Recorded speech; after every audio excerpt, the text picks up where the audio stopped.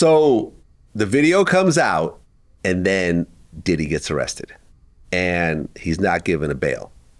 So he's sitting in jail, and then things are getting crazier and crazier. A million lawsuits get filed. All these women and men over the years are claiming that they were sexually assaulted by Diddy and so forth. And we're getting to the point where, okay, there's no plea deal. It looks like Diddy's going to trial. Are the feds in contact with you at this point? No. At all? No, man. They contacted me, I feel like it was March of 2024. And I didn't know I was testifying, truly know I was testifying, till about 30 days before I testified. Okay, 30 days. Yep. So they hit you a month before the trial. And what did they say? Well, it wasn't a month. So what they did was they hit me first December 2024. So it went, let's say, from March to December, and they still didn't tell me overtly I was testifying. They hit me in December and they said, hey, look, we just want to let you know that we have to turn over our notes and the people we questioned to the defense. So just preliminary, we did speak to you, so we just want to let you know that you could be contacted. And I was just like, oh, okay, cool, man. Thanks for letting me know. You know what I'm saying? I'm thinking, well, it's nothing. But what kind of gave me a cue was before the guy got off the phone, he said, oh, and by the way, do you need help getting a lawyer? And I'm like, what do I need a lawyer for? Like, what?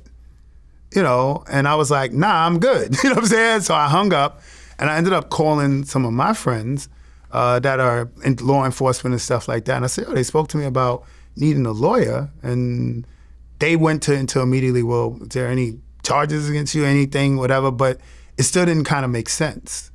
So now fast forward to that 30 days before the trial, they called again and said, do you need help getting a lawyer? And I'm like, listen, man, why would I need a lawyer? And then they said, well, look, there's a possibility we're going to use you. And I'm like, you got to be kidding me. You know what I'm saying? Because I don't understand what about my testimony makes sense, you know, to the charges of what you're trying to prove. Well, did you have a choice not to testify? I mean, I probably could have given them a hard time, but honestly, why? You know, look, I got a good friend that's a retired federal agent. You know, people, when you talk about dealing with the feds in the Southern District of New York, people scare the hell out of you, man. Yeah. It's like, you don't want to mess with the subject. You don't want to be on their bad side. You don't want. So I'm like, dag, man, I don't want no problems, right? Like, and so I got to gauge the situation on my own, right? I don't feel like I have anything significant, and I'm just going to go through the motions. And I think I just kept telling myself, you know what? They're doing their due diligence. They want to, you know, be as thorough as possible, but I'm never really going to testify, you know? And I just kept being in denial, man, kind of like up to probably like a week before. But you were given a date to come in. So what they start is we're prepping you, right? So once they called me and I said, because dude, when I called around to try to get an attorney on my own, because I was like, I don't trust them. I got to get my own attorney, right? Just because of the high profile of the case, just to retain somebody as a witness, they were trying to charge me $20K. It was a $20,000 retainer. So I was like, I'm not doing that, you know? So I took their attorney and we went through a whole bunch of communications and stuff, which I was untrustworthy about. Like I told him straight up, like, yo, bro, I don't even know why I'm involved. I don't necessarily trust this, but it's gonna be what it's gonna be, right? So the first time they called me in was just supposed to be an interview. And I go with my attorney and it was a 5-hour Q&A. And when you get in, they basically threaten you. They say, listen, they put some papers in front of you, you're gonna sign this, and they tell you, whatever you sign, it gotta be the truth. And if it's not the truth, if it's the truth, you're good. But if anything is not the truth, we're gonna prosecute you to the furthest of the law. It's like straight threat. You know what I'm saying? Prosecute you for what? For perjury? For perjury now. Okay. Yeah, because I guess they exchanged notes and stuff like that. So I went and I just gave them all my details as honestly as possible.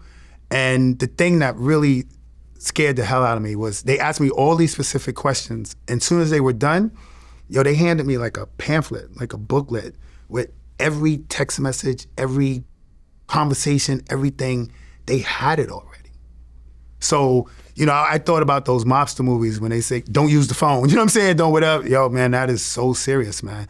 Like, I don't have that same phone. I went from Android to iPhone. I don't know how they had every single one of my communications printed out right there. So it's a real thing. And honestly, that's why I'm lucky my details were able to share. They were honest. It was accurate. And so I guess that made me a credible witness, and they decided to use me. Okay. And were you on, was it day 1 or day 2 or? It was early on. Yeah, and I probably was day 5 or 6. Day 5. Okay. I remember it was early. It was like the first week. It was early.